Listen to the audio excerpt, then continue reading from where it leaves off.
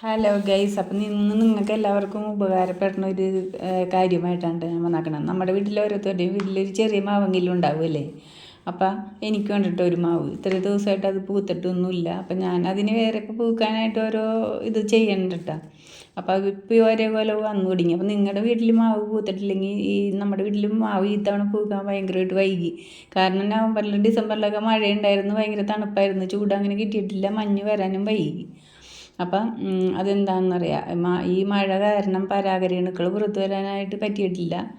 ആവശ്യമായ കോപ്പർ ഇല്ല. അപ്പം അമിതമായ മഴ മൂലം ലഭ്യമല്ലാതാവുന്നതാണ് കാരണം കോപ്പറിൻ്റെ. ഇതിന് പരിഹാരമായി കീടനാശിനിയായ കോപ്പർ ഓക്സി ക്ലോറൈഡ് പിന്നെ സൂക്ഷ്മമൂലകമായ കോപ്പറിൻ്റെ സ്രോതസ്സ് ആക്കാം. അപ്പം ഇത് നമുക്ക് 1 ഗ്രാം കോപ്പർ ഓക്സി ക്ലോറൈഡ് 1 ലിറ്റർ വെള്ളത്തിൽ എന്ന ക്രമത്തിൽ കലക്കിയിട്ട് അതൊരു സ്പ്രേയറിൽ എടുത്ത് മാവുമ്മൽ സ്പ്രേ ചെയ്താൽ മതി കേട്ടോ. അപ്പം മാവ് പൂത്തോളും.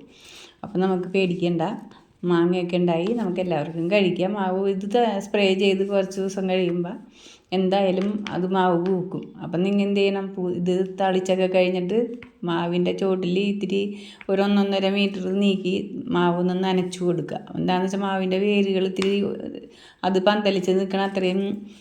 എത്രയോ അകലത്തിലാണ് അത്രയും അകലത്തിൽ അതിൻ്റെ വേരിന് കണക്കാക്കി വെള്ളം ഒഴിച്ചു കൊടുക്കുക. അപ്പോൾ അതെന്തായാലും പൂത്ത് അതിൻ്റെ പൂവൊന്നും പോവാതെയൊക്കെ പിടിച്ചു കിട്ടും കേട്ടോ. അപ്പോൾ അതാണ് ഇന്നത്തെ വിഷയം. അപ്പോൾ ഈ വീഡിയോ നിങ്ങൾക്ക് ഉപകാരപ്രദമായെന്ന് തോന്നിയെങ്കിൽ ലൈക്ക്, ഷെയർ, സബ്സ്ക്രൈബ് എന്തായാലും ചെയ്യുക. അപ്പം നല്ലൊരു വീഡിയോ ആയിട്ട് അടുത്ത തവണ വരാം. അതുവരെയും ടാറ്റാ.